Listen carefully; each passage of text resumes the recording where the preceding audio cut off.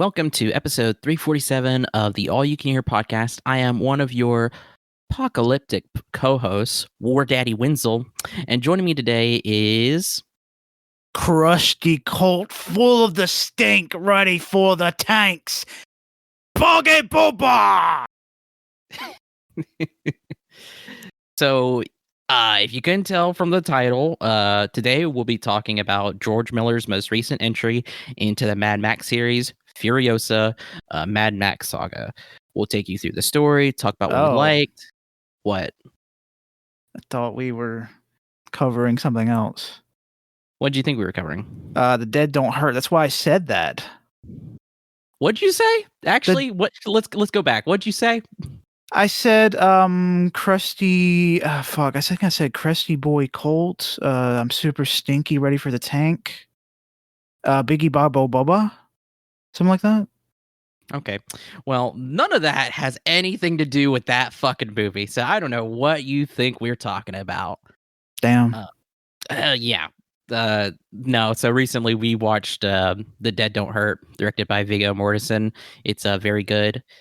If it does come to a theater near you, I think go check it out. It's a 2-hour-long Western. Yeah, and it's worth it. Viggo Mortensen, the guy that we couldn't remember was fucking Aragorn until after we finished the movie. Yeah, we're driving, and Cole was like, "Oh man, I need to watch more movies with Viggo Mortensen." And I'm like, "Yeah." It's like, "What movies has he been in?" And it's like, "Well, he's been in Crimes of the Future, Eastern Promises. Gosh, I don't know what else he's been in." And then immediately Colt's like, "Fuck, he's Aragorn." And I was like, "Oh shit, he's Aragorn." Yeah, I completely forgot. It's just that current Viggo looks nothing like Viggo in 2001. So it's hard for me to, I guess, see him as Aragorn currently, even though it's the same face.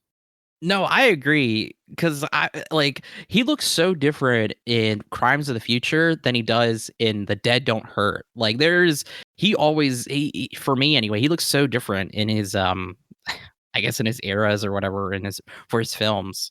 Yeah, and Crimes of the Future, he looks so fucking old. The way he's like moaning and eating food. I was gonna say, I forgot how old he was. I was like, man, he's so young in this. And no, it's just because he looks so freaking old in Crimes of the Future. It also The Dead Don't Hurt stars Vicky Creeps. Yeah. Sorry, I don't know how to say her name. But she's been in stuff. I really haven't seen anything she's been in besides Old at M. Night Shyamalan. The beach that makes you old. Yeah. Don't watch that. Watch something else, because that movie was not good. But yeah, definitely go see that. Also, too, we watched In a Violent Nature. Hey, if anything, that title is super correct. It really is. That's not. It's such a weird. I don't know how to explain it. It's just like the title fits so well, like not in a violent sense, but in a nature sense. It's so picturesque. Like it's some beautiful shots in this whole fucking movie. And there's no violence. Well, I don't know about that. The kills are brutal. I will say that. Oh yeah, I say check them both out. Both are good. Both are a good time, I think. Oh God. But anyway, we got so off track there. So as I was saying, like any usual episode like this, we review and discuss it. We'll take you through the story beats. We'll talk about what we liked, maybe what we didn't like. I don't know if that's going to be possible. Yeah, I don't have anything. I'm going to go ahead and tell you that. And of course, spoilers ahead. Spoilers. So if you haven't seen this, why haven't you seen it? Go watch Furiosa. Please go watch Furiosa. I need George Miller to be funded so we can get the next 2 Mad Max movies that he has already planned. Please go watch this movie. Please fund it. I'm begging you. Yeah, because it had apparently a quote bad box office unquote. Currently right now, I think that hold on a second. That was the As of one. recording, at least the Wikipedia says it's at 74 million of the 168 million budget.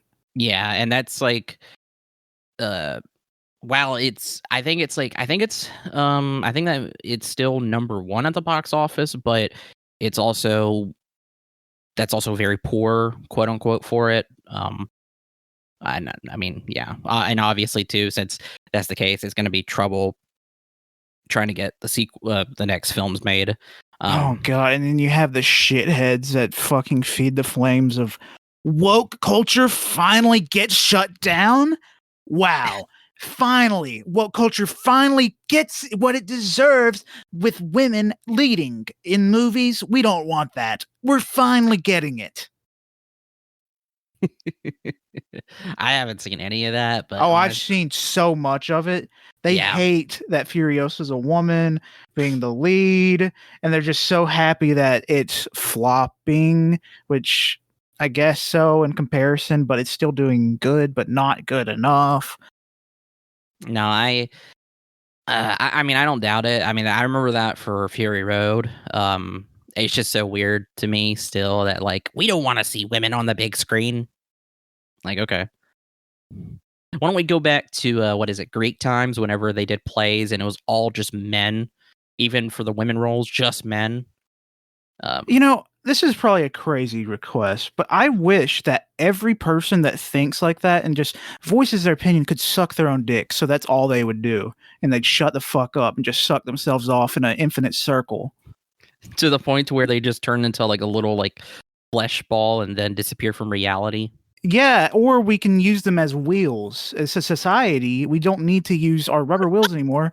We use film critics instead, in quotes. Critics, quote unquote, use them as wheels.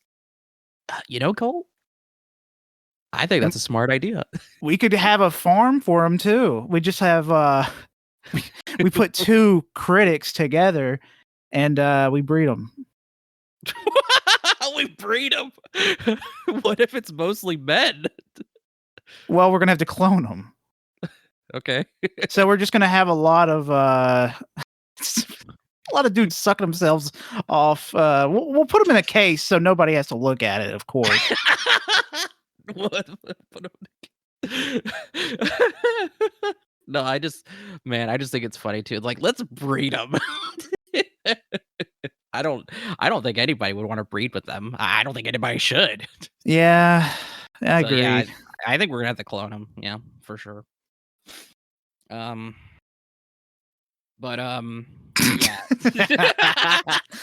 uh, I don't know where to go from there. I guess that's a podcast.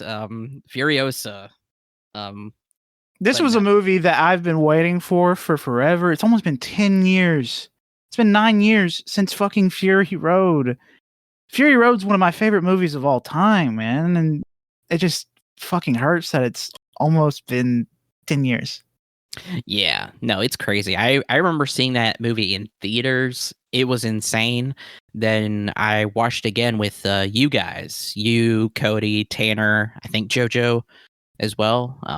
Yeah, I think I've seen Great it time. 3 times. I borrowed it from you, you came over, and we watched it together, and then the 3rd time I bought it on Blu-ray, so I watched it again, like, a few years ago.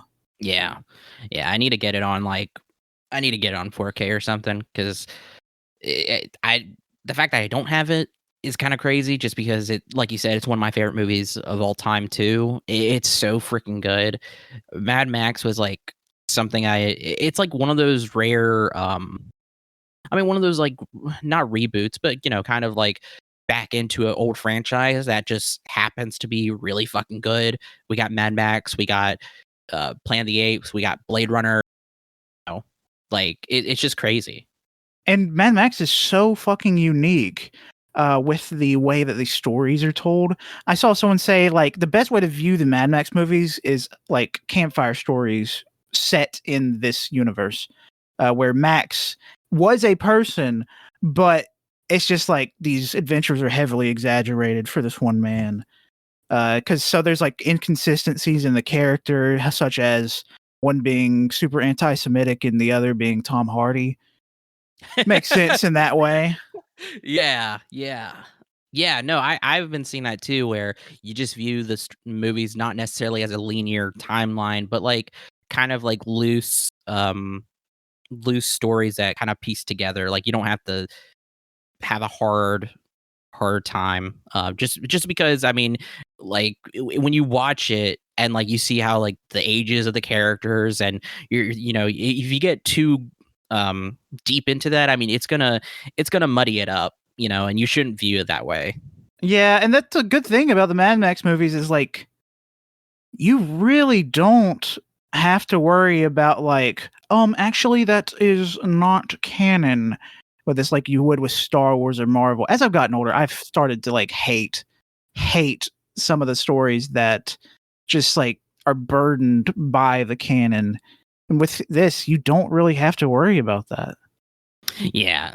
If you get too hung up on like chronological stuff, I mean you're gonna run into issues, and you shouldn't, just because that's not how this is meant to be, honestly. Um but now I say that what I'm about to the little plot synopsis I'm about to give here might go against that, but I mean you get a general estimate of which is goes with what we're saying before. But this is set 15 to 20 years before the events of Fury Road, in a desert wasteland where warlords fight over the last remaining sources of water, food, weapons, and gasoline. Guzzling, by the way, they call it guzzling. And water is called aqua cola. uh, Delicious.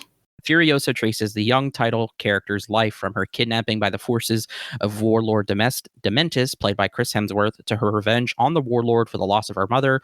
For over a decade, she struggles to survive as a slave and eventually a trusted lieutenant of the cult's leader, who we see, in Fury Road, Morton Joe, played by oh god, Lakey Holme. Sorry if I butchered his name, and his military commander Praetorian Jack, played by Tom Burke.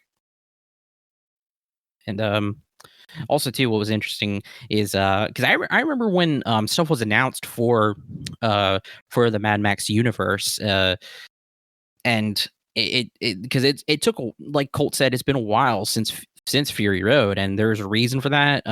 So Miller initially intended to shoot Furiosa back to back with Fury Road, but the former spent several years in development hell amidst salary disputes with Warner Brothers Pictures. Yeah, I didn't know about Furiosa. I knew about fucking The Wasteland before I knew about Furiosa for some reason. I thought The Wasteland was the Furiosa movie. I'm not sure if like it was intentioned or like the intentions was The Wasteland supposed to be Furiosa, and like he split it off into two movies instead, uses different plot points. I don't know. 'Cause we haven't seen it. I don't know. The reason why is because at the time, whenever the movie first came out, and stuff about development was coming out about like what the future is or whatever, I remember telling you that the next movie is going to be Mad Max Wasteland, and that was the case. But since so much stuff has happened, I know that's changed. I can look it up real quick. I can edit. It doesn't matter. And you don't have to worry about the placement of this is kind of related to earlier, but Happy Feet does have a place in this timeline, and it's right before Mad Max 1, because like there's still ice, so the penguins are alive and well. Well, to be fair, me and Cole were talking about this. This is just Australia. Yes, that is true. Everything in this movie just happens in Australia. Fuck, I forgot he directed Babe Pig in the City. God, he's so talented. Both Babe movies. What the fuck? Okay. I'm looking at stuff right now. And so I guess the idea is Wasteland is its own thing. And Wasteland is supposed to be a sequel to Fury Road. Um and then not only that, there's like three other ideas for two movies or two stories involving Mad Max and also a Furiosa story. This is from an article that was published a day ago. But yeah, I know what George Miller has said is that the next movie would be more focused on Mad Max. Um, and I don't know if that's supposed to be Wasteland, though. I assume. All right. Well, are we ready to get into the plot? Yeah. Oh, you know what? First, let me talk about the actors. So this is something else. So make sure to go over, actors and characters are playing. So Anya Taylor-Joy plays Furiosa. Ayla Brown plays Furiosa as a child and teenager, which I will say there's this really weird comment on here, not comment, but like fact that initially whenever George Miller saw Ayla Brown, he thought she would portray a really good child Furiosa, but also too because he was impressed that she could do the splits. Okay. I don't know what that's about, but there you go. It also seems like George Miller might be impressed very easily because he had a few TikTok kind of stars on here on this movie. Yes, he did. I thought that was funny. They had if you're not aware, a few years ago, there was a little kid that got made fun of for his physical disability. They couldn't do anything about. He's a little person. A whole different thing happened, but they put him in the movie because he's Australian, and George Miller's like, "Fuck it, you're Australian. I'm in your backyard. Come over, come over." They say "cunt," but it's friendly. Come over, cunt. Stuff like that. His name is, I think, Caden Bales.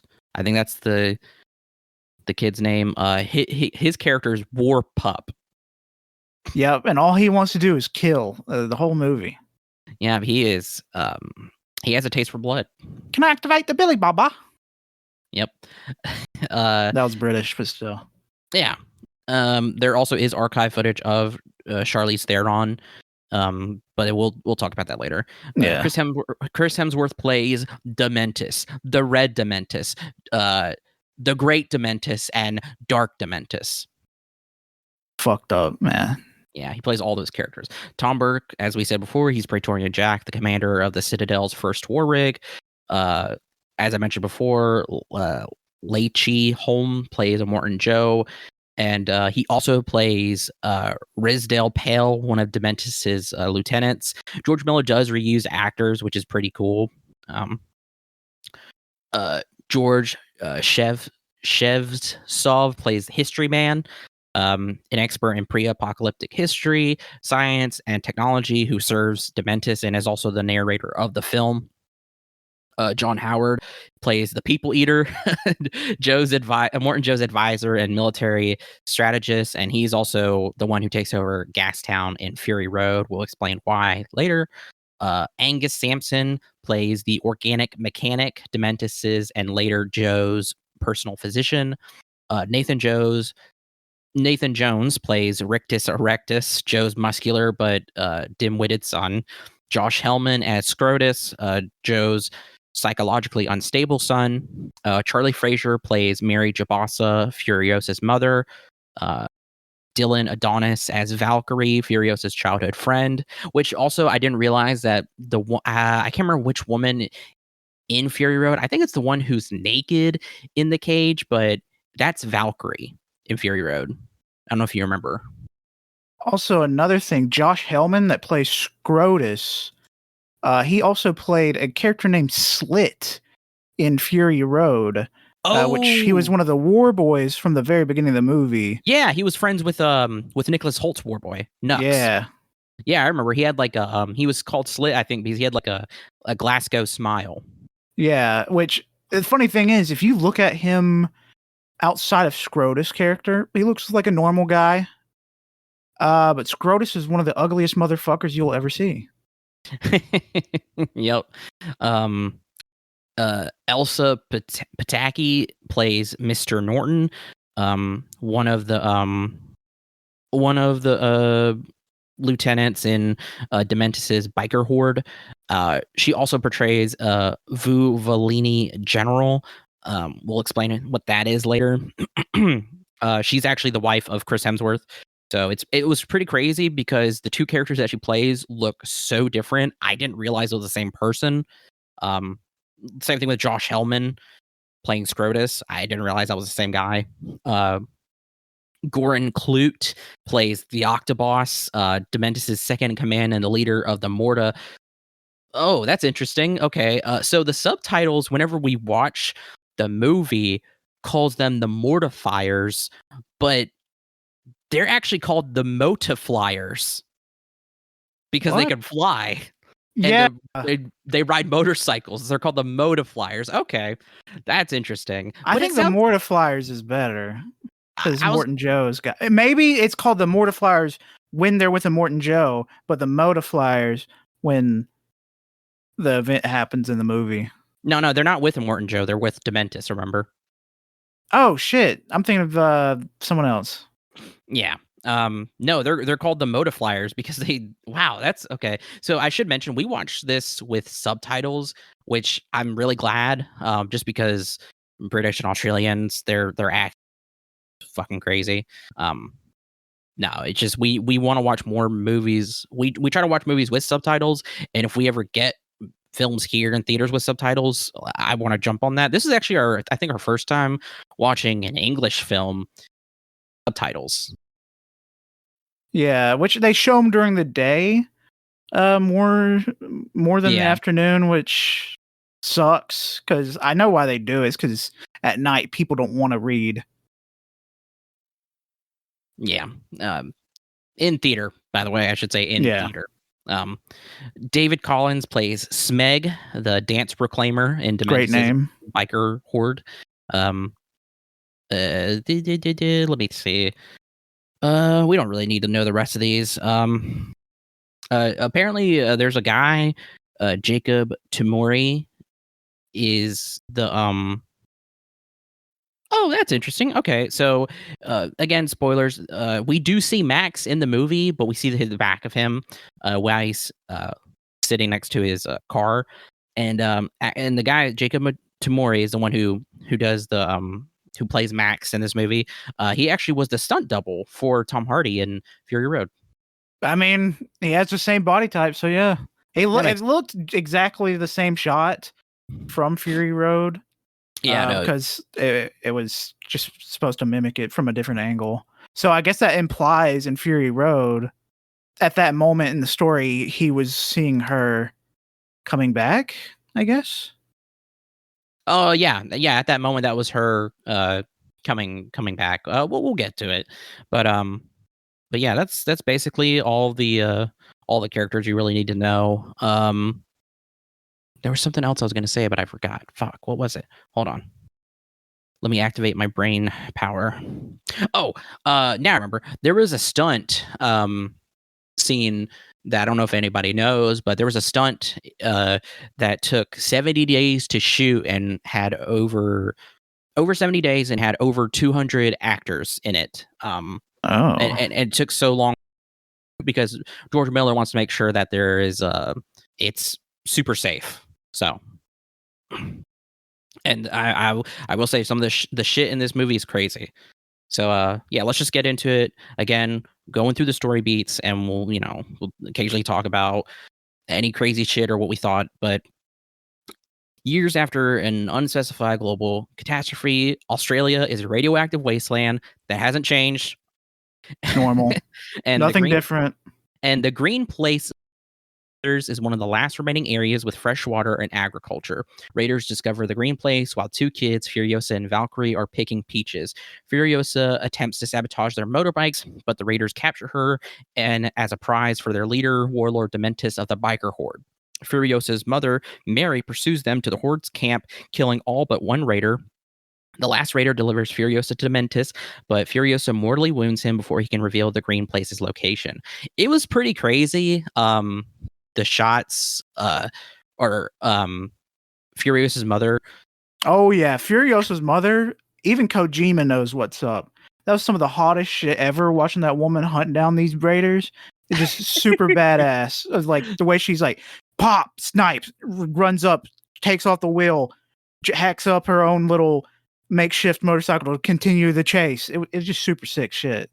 It was so brutal, and you see these shots in the trailer, but like seeing it all put together is so fucking crazy. Like there was this one tweet I saw where it's like, we need more women with sniper rifles. I agree. Like I said, Kojima knows what's up. That's why in Metal Gear Solid 5 he had quiet. And it was so funny too, because it's like everybody, after seeing him talk about Charlie Fraser, the actress, it was like, or she's in one of his games.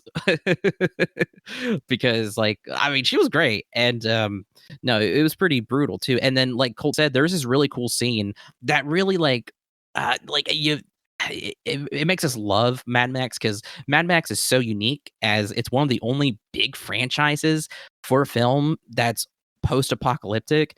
And it's so crazy because she's driving what they call the Thunder Bike, and it's so cool. The sounds of the bikes and the vehicles and the guns in this movie are amazing. God, they're so good. They sound so good. It just makes it just makes me want to rev up my car and just make like vroom, vroom, vroom, vroom, like And go it's in. never as cool. It would never be even a little bit close to being as cool. No, but she her tire gets popped, and then what she does is she goes to one of the raiders bikes and takes the tire off his bike and puts it on hers. And the way they do it is like all the vehicles are basically like they're prepared and ready, so that if anything ever breaks down, parts and stuff can be switched out in a moment. It's just so cool. Yeah, it reminds me of like NASCAR pit stops, the way they have it like super simple, 2-3 steps to get that shit ready to go. Yeah, it's super cool. I love it. But yeah, and then also too the guy, whenever he's in the camp, it's so crazy. She killed every single one of them except one guy, but the one guy gets his throat cut, and it's brutal. They turn him upside down so that he can talk, because the blood is choking him, but it's just like, fuck. Okay. But anyway, Mary sneaks into the camp and rescues Furiosa. She spares a woman because she says she's a child, or she has a child as well, but the woman was fucking lying. So the horde gives chase. Mary stays back to buy Furiosa time to escape and gives her a peach pit to remember her by. But Furiosa returns to her mother anyway. Dementus forces Furiosa to watch her mother's crucifixion. Haunted by the death of his family, he adopts Furiosa as his daughter, hoping that she will lead him to the green place. Furiosa eventually tattoos a star chart to the green place on her left arm to find her way home. That's because whenever she's with them, she's in a cage and she's with the History Man, and the History Man has a bunch of stuff tattooed on his body. So she uses that tattoo pen to tattoo herself. Yeah, thank God she has it still in Fury Road so she can go back. Yeah. Yeah. And it's also a brutal shot too, whenever she's watching her mother crucified. We see her iris, and we see the impression of her mother being crucified on it. It's a pretty brutal shot, I will say. And I was mentioning something about the Vuvalini. That's what they call themselves for the green place of many mothers. They call themselves Vuvalinis. So that's where that comes into play. All right. Also, too, should mention whenever Dementus adopts her, he gives her a teddy bear, and he has her watch when bikers in his group try to defect. One of them is the woman who plays his wife, and she gets badly scarred. But he has her watch them rip a guy apart with their motorcycles.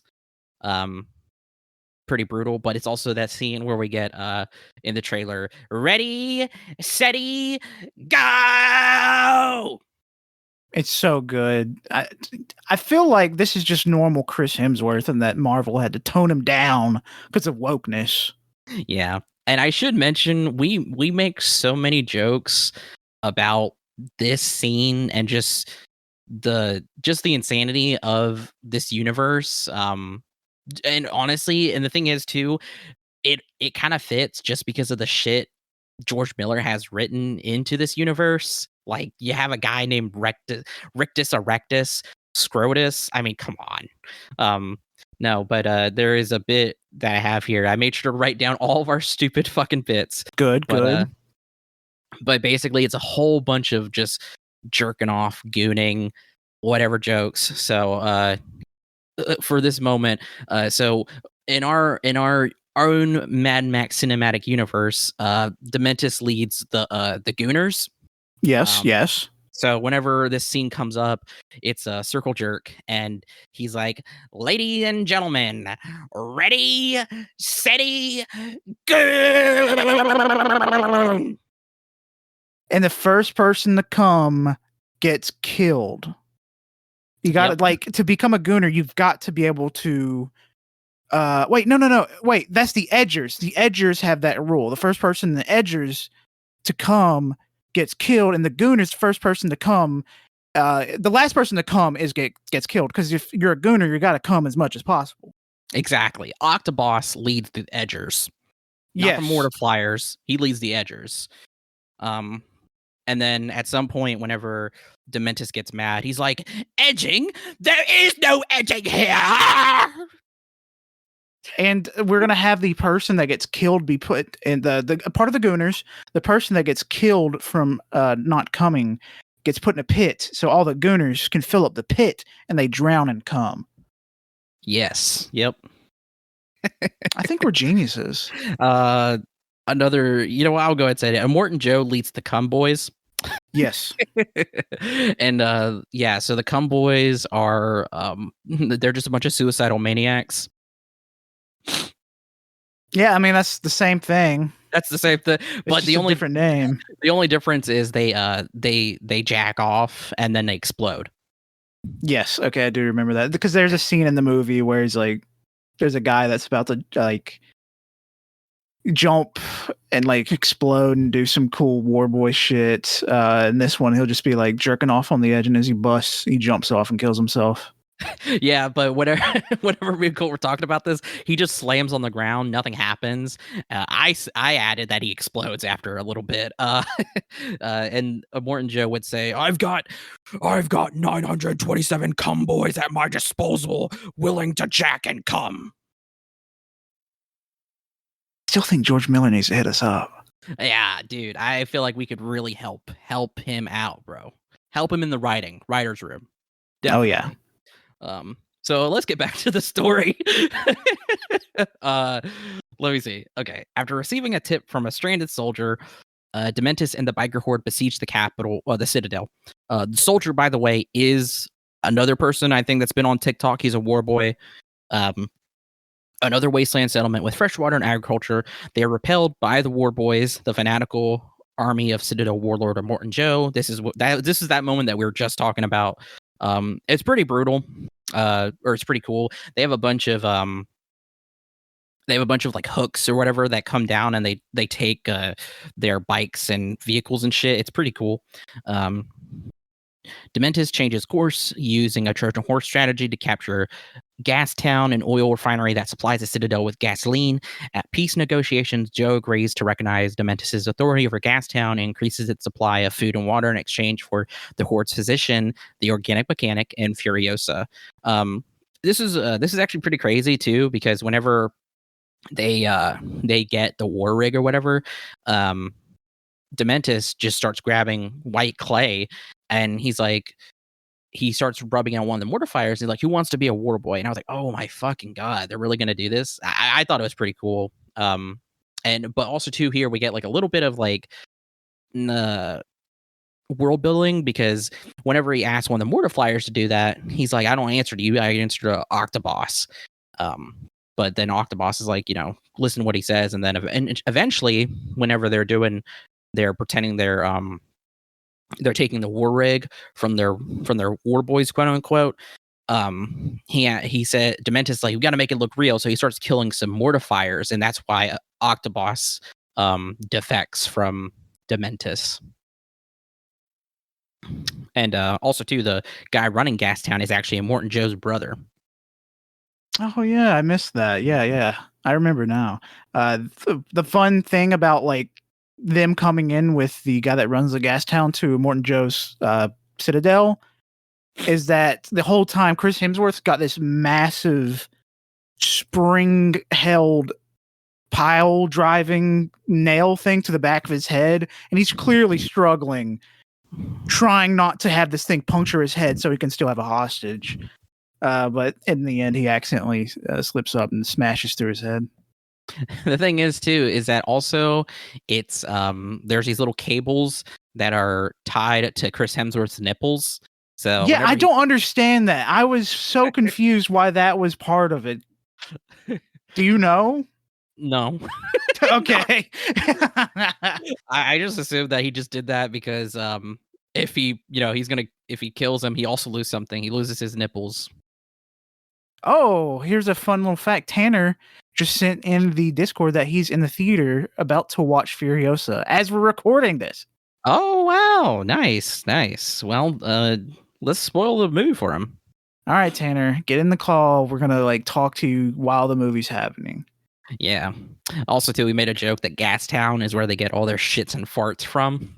Yeah, because it's Poop Town too. Yeah, it's Gastown. That's where they get it all. You came back with no shits or farts. What are we gonna do? That's a line. Yeah, that's a line. At the Citadel of Morton Joe imprisons Furiosa in the vault with his stable of wives. After Joe's son Rictus shows an attraction to her, she devises a plan to escape. One night, Rictus breaks Furiosa out of the vault to make sexual advances towards her using a wig made from her own hair. She slips from his grasp and disappears. Should mention she's still a child. Oh yeah, the Rictus is a bad man. Yeah, no, Rictus, yeah. Disguised as a mute teenage boy, Furiosa works her way up the ranks of Immortan Joe's men for over a decade and helps build the War Rig, a heavily armored supply tanker that can withstand raider attacks in the lawless wasteland. During one such attack, the rig's crew are wiped out, leaving its commander Praetorian Jack and Furiosa as the only survivors. This is also too where we get the little kid from TikTok as well. It's really sad. He gets shot in the head. Yeah, rest in peace. On top of a pile of cabbages. That's not even a joke. That's literally how he dies. He opens up the where he's hiding, and whenever he goes back in, there's a bullet hole through the door. And when you open it, you see he's shot in the freaking head. Yeah, and the whole time that he's there, he's like, "Can I activate the baby baba?" And they're saying no. The boomy knocker. It's not time yet. Yes, but there is a time where someone says, "Activate the baba daba." No, Colt's right. There is a time. It's not during this. It's whenever Rictus Erectus, they're in the house of the Holy Motors when they're building the war rig. He just says gibberish. The subtitles don't say anything, or they do say words, but it's just gibberish. Like it doesn't. It's not discernible what he's saying. So that's also why I think it's funny that the subtitles are so kind of the subtitles feel very incorrect, but at the same time they weren't. I don't know. I feel like that's also another quirk of Mad Max is that they just say shit sometimes. Yeah, they do. Also, this is also where we get introduced to a very important and integral role when it comes to being war rig crew is the piss boy. Oh yes, it was so funny because we see the road car action is always, I always love it, and I get a big smile on my face. But there's a part in there where they're getting set on fire, and one of the war boys is throwing liquid on him, and Colt's like, "That's piss," jokingly. He says that jokingly, but then whenever he says, "Piss boy, get up here," it's just like Colt's like, "I didn't know that was actually piss," which is like the piss boy's role is that he has to pour piss on the engine to cool it down. Yeah, imagine that and just putting out fires. Yeah. He just has a huge bottle of piss on his back. Oh, what does he say when he pours in the engine? It's such a great line. He says, please, mighty war rig, accept my piss into your throat or something. I thought may my piss quench thy thirst or something. Something like that, Colt. Something like that. Something beautiful. I loved it so much. All I know is I gotta rewatch Furiosa and Fury Road. Oh man. Do I want to rewatch Furiosa? Yes, I do, actually. Yeah, it's one of those movies. Fury Road is that movie too, where if you rewatch it, you notice different crazy shit happening all the time. I want to watch them back to back. I want to watch Furiosa first, and then go into Fury Road because I mean that's chronological. I think that would be a good experience. I think it would be too. Man, that's so yeah. No, like I said, the road war stuff is so brutal.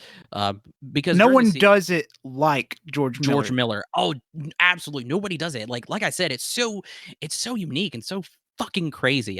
That's why I love Mad Max so much. Like it, like I it's so crazy because I already loved it, especially with Fury Road, but with Furiosa, like Colt said, one of my most anticipated, and then watching it, it just fills me with so much joy of like, God damn, this shit's crazy. There's nothing else like it. Um, and this whole sequence, the mortifiers are the ones who are attacking, and they're most of the time too. Most of the vehicles in this universe use flamethrowers, and it's just absolutely brutal shit, dude. And this is where they use the boomy knocker. So the boomy knocker is the back of the war rig. It's basically like a drill, but with also like maces, like balls and chains on it. It's A really crazy. flail of Yeah, sorts. yeah, a flail, and the Octoboss, he's the it's really cool. It's such a small detail, but whenever any of the mortifiers are riding their motorcycles, they have those on the back of their motorcycles. They have those big what? Oh god, they're the big They're you've just seen massive fans. They use them for like airboats and shit. airboats. Yes, they have them on airboats, and what they do is that whenever they want to fly, they deploy those, and that's how they fly with parachutes and those. And for the Octoboss, you always know the Octoboss is nearby because he has a giant octopus balloon. Basically, it's really cool. It looks crazy in motion, and it's like not even CG. So I want to see that in person because I feel like that's crazy looking. Yeah. Oh yeah. And that's how the Octoboss dies is he gets caught in the boomy knocker and yeah, that gets shredded up. Yeah, it's absolutely brutal. Yep. But anyway, yep. So Furiosa attempts to carjack the rig and return to the green place, but Jack easily thwarts her. However, Jack recognizes her potential and offers to train her to escape the Citadel if she helps him rebuild his crew. Furiosa becomes Jack's second in command and is promoted to Praetorian. The two bond and resolve to escape together one day. Yeah, All right. Jack is a really cool character too.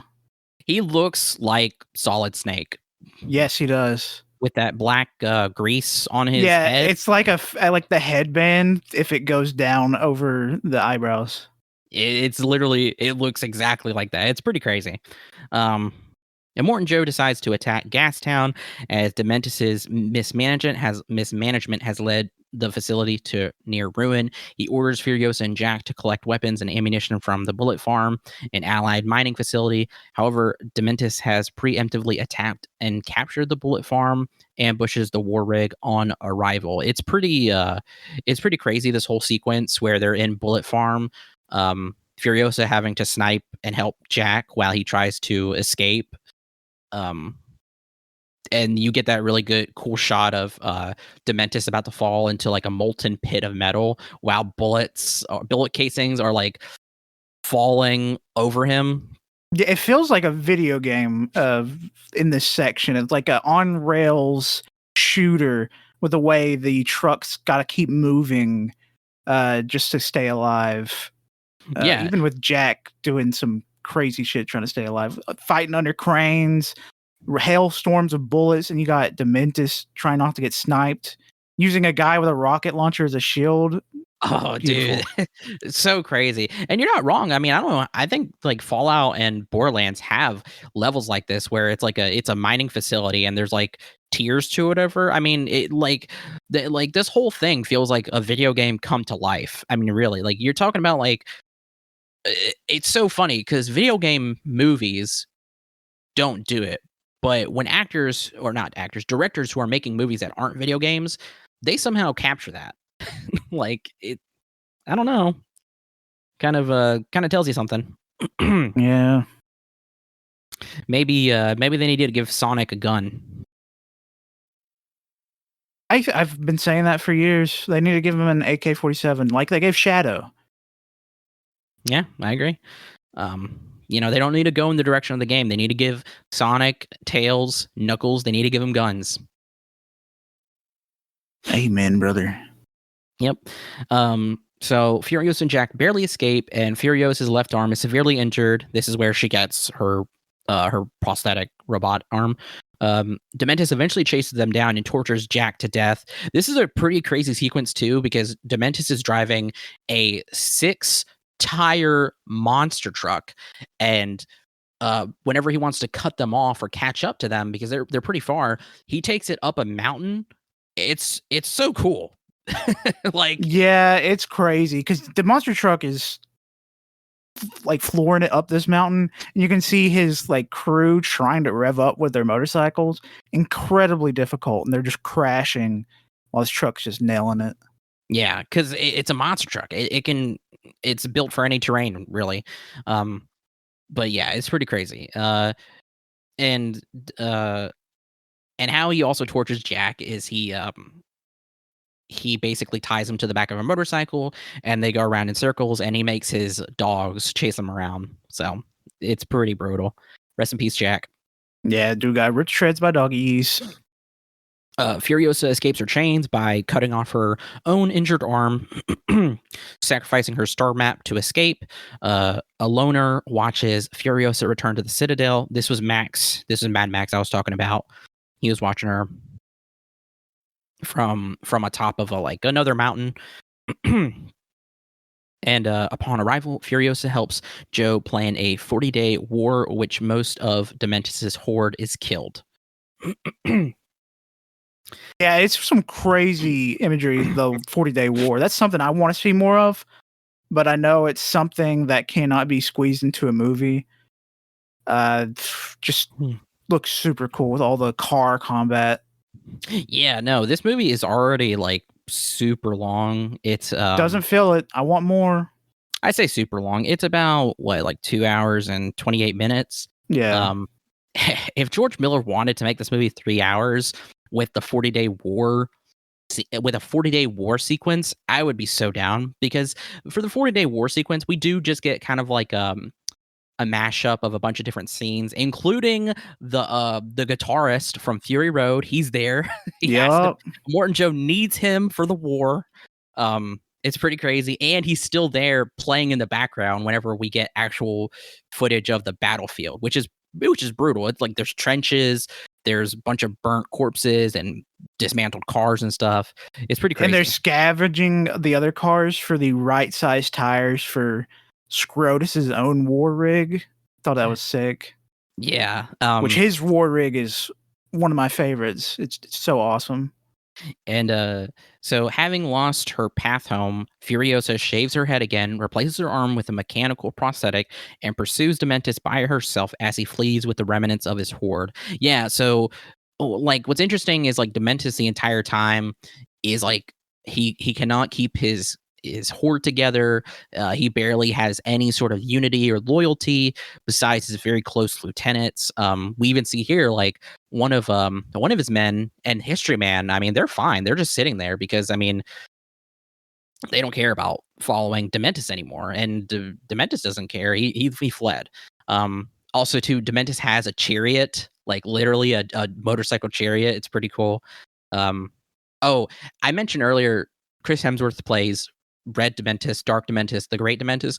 Dementis goes through his eras, quote unquote. So, whenever he encounters the first war boy with a flare, the one of his men shoots it and gets him covered in red paint. He calls himself Red Dementis. Then, whenever he takes over Gastown, he becomes the Great Dementis. Then, whenever he captures Furiosa and Praetorian Jack, he becomes the Dark Dementis. Yeah, it's just super fucking funny. He's stupid as hell, just going with whatever's happening. Yeah. So anyway, yeah, so she goes after Dementis. She puts together this really sick car. It's pretty crazy. And as she's leaving, we get this really awesome quote from History Man where they ask like, "Who is that?"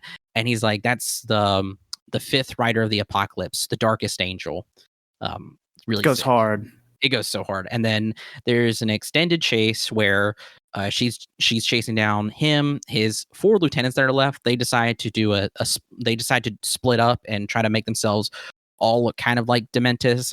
She almost chases down each one of them and kills them. One of them dies by himself from the same group that attacks in Fury Road. Actually, they get to a like a rocky pass or whatever, and they're in the hills. They're all covered in like masks or whatever, and they attack one of the they attack his what's his name, Rizdale Pale, the same guy who plays Morton Joe. They attack him and kill him. So eventually she does find him and is able to basically trap him in the desert with her. We get this really haunting shot of her staring down at him while the sun is shining over the dune, and she takes down her mask. It's pretty crazy. And then Dementis taunts her, saying revenge will not make her whole. The entire time we get this really, really crazy not monologue, but like this dialogue between the two where she's beating him, and she's saying, "Give it back, give me back my mom." Basically, you took my childhood, you took my mother. I want it back.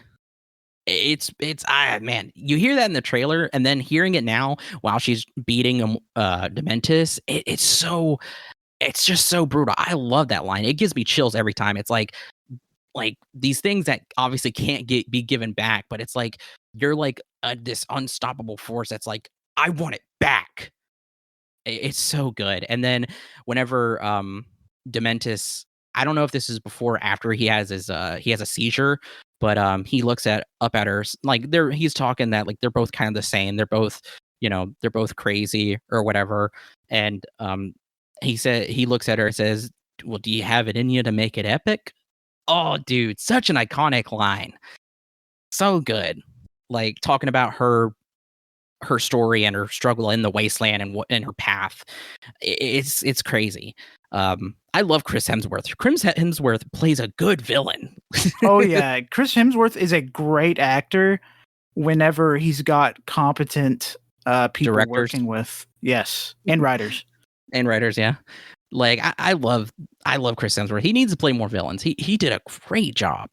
God, he was I kind of hope that, like, since George Miller reuses people as different characters, that he can come back as a different character. I would love that, honestly. I would really like that.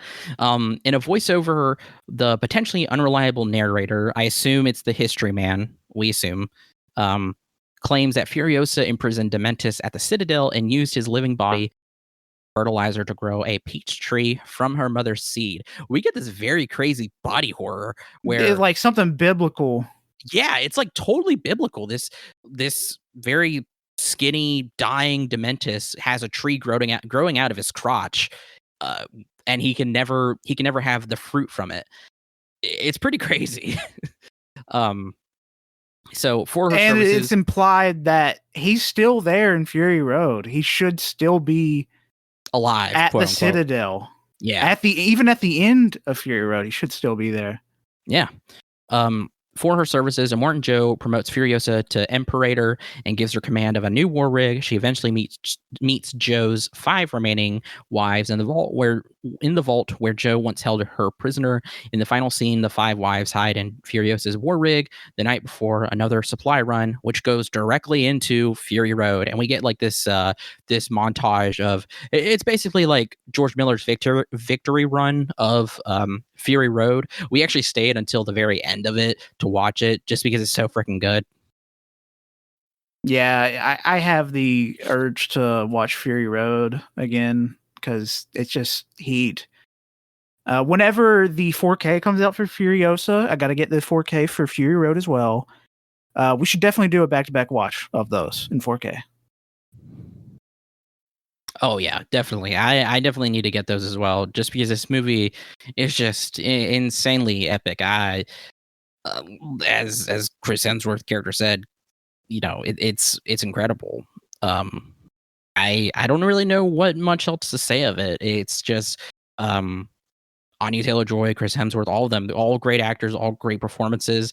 You feel Dementis and Morton Joe, for as depraved as they are, they they have charisma, and they show at times like really interesting human traits, I guess, if you want to say that. Like Morton Joe, whenever he's talking to Dementis and he asks who the child is, Furiosa, he's like, "Is that your father?" Like this really kind of not low, but kind of like um understanding voice, I guess, of like a sympathetic voice of like, is that really who that is?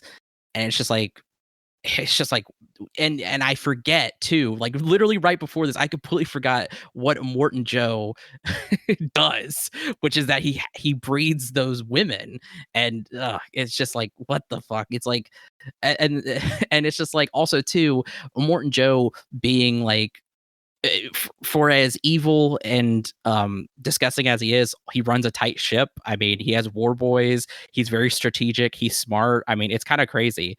And then Dementis, for the most part, can't keep his shit together, but he's pretty charismatic. And also, too, the way he handles Furiosa when he first gets her, and then also too, like he says several times that he also had a family and lost them. So it's just kind of interesting how these characters are painted, but at the same time, it's just they're great villains. George Miller knows how to do them. Yes, he does. All the way back to the original Mad Max, every single one. Uh, you need to see Mad Max 2 again. I don't know if you've ever seen it, but I have. I've seen almost all of them. I've seen Thunderdome. I've seen 2, and I've seen 1. that's all of them. That's all of them. Okay, I thought there was another one. I don't No. know. I kept thinking there was another one. But yeah, I Well, need you to got to rewatch them. rewatch it because I know. they're still heat, even if it is Mel Gibson. But the thing is, Mad Max doesn't really talk, so it's just the events that happen around him that are awesome. Yeah. Yeah. No. um. And yeah, the car designs, everything about the lore, the universe, I really appreciate. And I love the fact too, like we said in the very beginning, like don't follow this as a very hard lined chronological story. Follow it more like, campfire stories or legends, like, and that's what makes it really cool. Post-apocalyptic legends.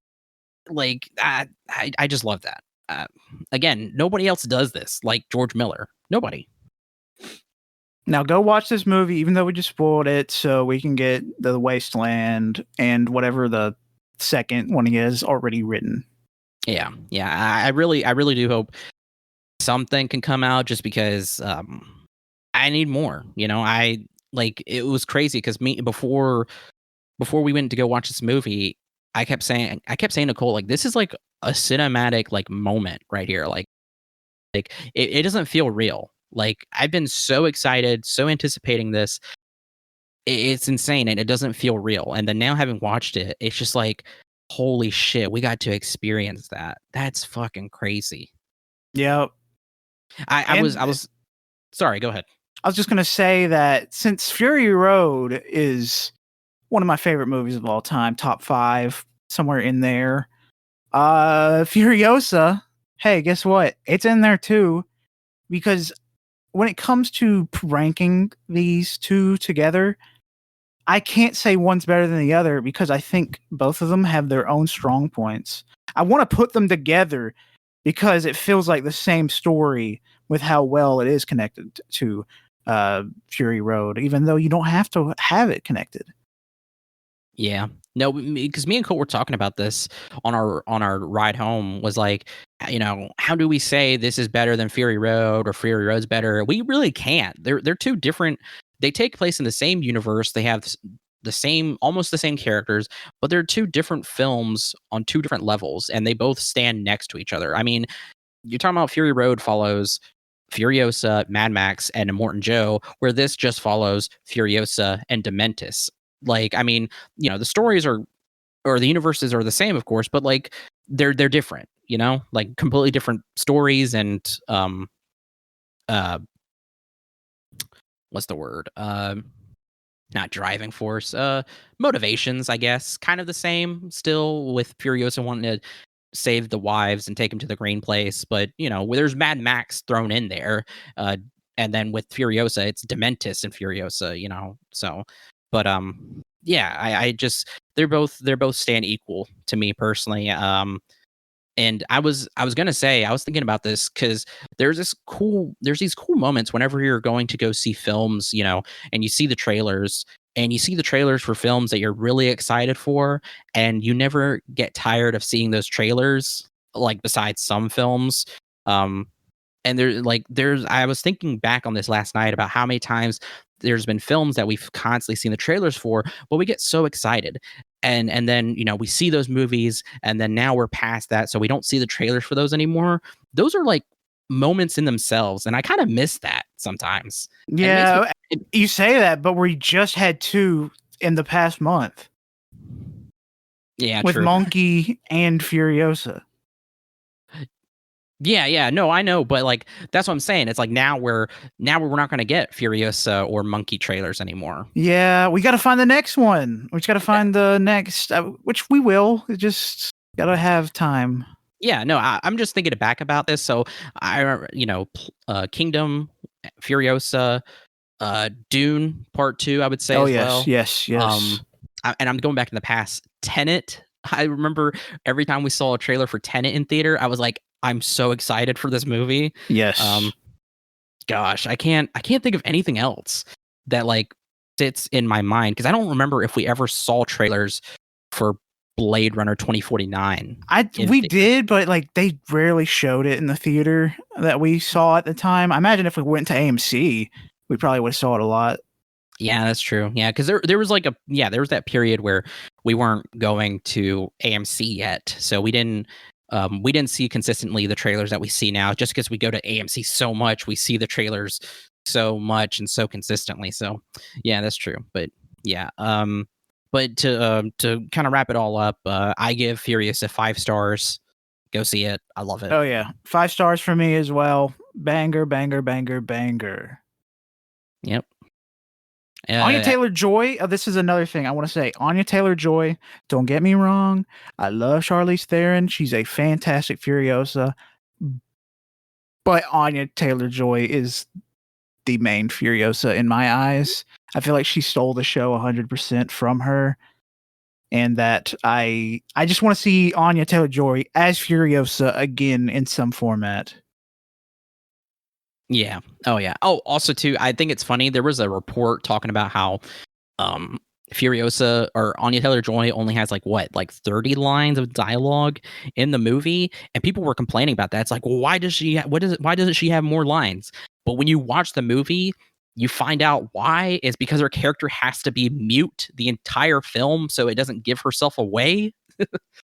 But the way, since Anya Taylor Joy is a fantastic actress, she speaks through her acting. Yeah, no, there's I mean, it's a combination of just her of the body language, but also too the camera work as well. Like there's really good shots of like the little section of light on their eyes through the car or whatever. Like again with the lights and the camera work, it's awesome. It's just sick. But But yeah, thank you for listening. Again, go see Furiosa.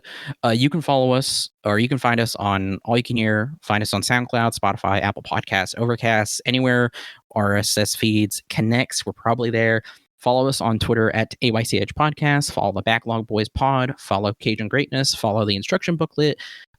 They all do good stuff, good work. Instruction Booklet, we just put out, at the time of recording this, a VOD for their most recent um, playthrough of what was the game? Field. What? Kingsfield. Kingsfield. Yep. So go check that out. That's on our YouTube. All You Can Hear. You can follow us on Blue Sky, aychpodcast.bsky.social. Follow us on Instagram at aychpodcast. Follow us on twitch.tv/allyoucanhear. And lastly, you can follow me, Wenzel, on Twitter at WenzelBookie. Follow my art, Instagram, Threads, and Blue Sky as World of Wenzel. Follow my Bookstagram, Wenzel Banters. My Linktree has links for everything, including my Goodreads and my Letterbox. Thank you. Like I said, I'm Krusty Colt. Follow me on Twitter at ColdD00 and Blue Sky Cold D99. Hit the Nene, hit the Dougie. Go watch this movie, please. If you have an AMC near you, fuck it, get AMC A-list. Pick $20. Go watch this In a Violent Nature and Dead Don't Hurt. Make it a triple feature day. And guess what? You saved what, $40, 50, worth God it. damn, that's a long day though. I'm Tell you. just saying, if you have the time, it's No, worth the money. And I plus, it's agree. every week. 3 movies for $20 a month. 3 movies a week for $20 a month. That's crazy. That's a deal. No, it really is. I mean, we're not sponsored by AMC or anything, and we've talked about AMC before, but definitely. I mean, you're saving yourself money. I don't. We've We're saved not, hundreds, if not 1,000, doing this for the past few years. and we believe in saving money. Oh yeah, holy shit. So yeah, movies are expensive. All right, I guess that's it. Yep. War Boys, get them, War Boys. Pittsburgh, come on, get pissy on them. Get him, my cum boys. Get him. Take their shit.